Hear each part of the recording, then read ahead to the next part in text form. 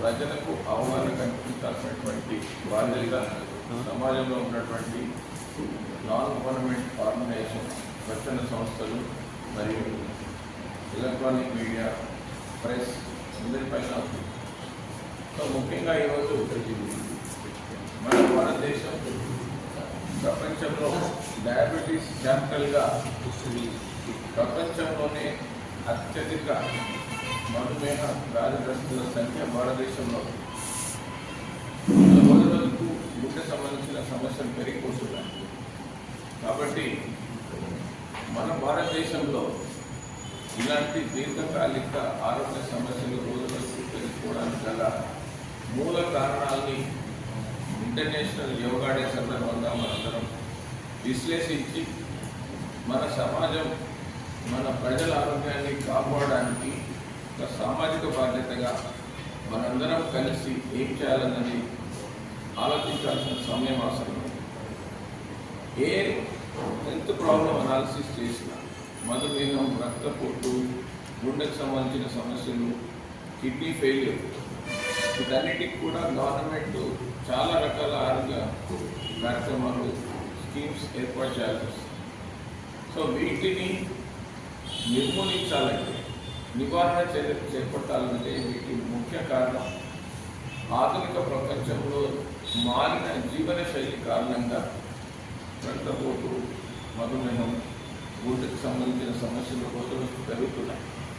కాబట్టి ప్రజల జీవన శైలిని మార్చడం అనే ముఖ్య అంశంలో భాగంగా యోగా అనేది చాలా ముఖ్యమైనది.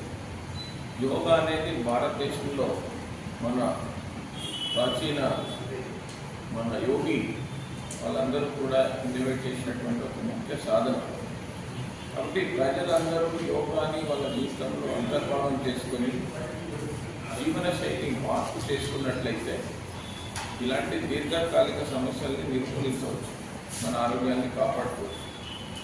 వాళ్ళలో మారుతున్న జీవన శైలి మనం కామన్గా ఇప్పుడు వింటున్నాము పీసీఓడి అండ్ సంతానలేమి, ఇన్ఫర్టిలిటీ. దీనికి కారణం ఏంటంటే మన జీవన శైలిలో మార్పులు. ఈ జీవన శైలిలో మన జీవన విధానం మారడం వల్ల ఎన్నో శారీరక మానసిక సమస్యలు ఎదుర్కోవాల్సి వస్తుంది.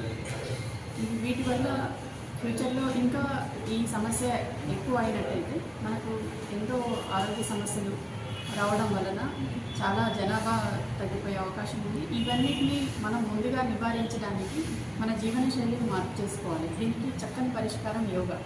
ఇది మన ఒక జీవన విధానం. యోగా అనేది ఒక జీవన విధానం. ఇది భారతీయ సంస్కృతిలో ఎప్పటి నుంచో ఇమిడి ఉన్నది. దీన్ని మారుతున్న జీవన క్రమంలో మనం దీన్ని మర్చిపోయాము. దీన్ని వెలుగులో తీసుకొచ్చినట్టయితే చాలా ఆరోగ్య సమస్యలు ముందుగానే రాకుండా నివారించవచ్చు.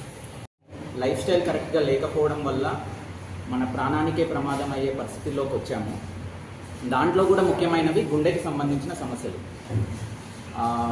విషయం ఏంటంటే ప్రతి 33 సెకండ్లకి ఒక ప్రాణం పోతుంది ప్రపంచంలో. అది గుండెకి సంబంధించిన సమస్య వల్ల, గుండెపోటు వల్ల. దానికి కారణమైన ముఖ్యమైన risk factors BP, high BP, sugar, diabetes, obesity, stress మరియు అదర్ రిస్క్ ఫ్యాక్టర్స్ వల్ల ప్రతి 33 సెకండ్లకి ఒకరికి గుండెపోటు వచ్చి ప్రాణం పోవడం జరుగుతుంది. అది నివారించాలి అని అంటే మనకి ప్రాపర్ లైఫ్ స్టైల్ అనేది ఇంపార్టెంట్. లైఫ్ స్టైల్ అంటే ప్రాపర్ డైట్, ప్రాపర్ ఎక్సర్సైజ్. దాంట్లో కూడా యోగా అనేది ఎక్సర్సైజ్లో చాలా ఈ దీర్ఘకాలిక సమస్యలకి పరిష్కారం అవుతుంది.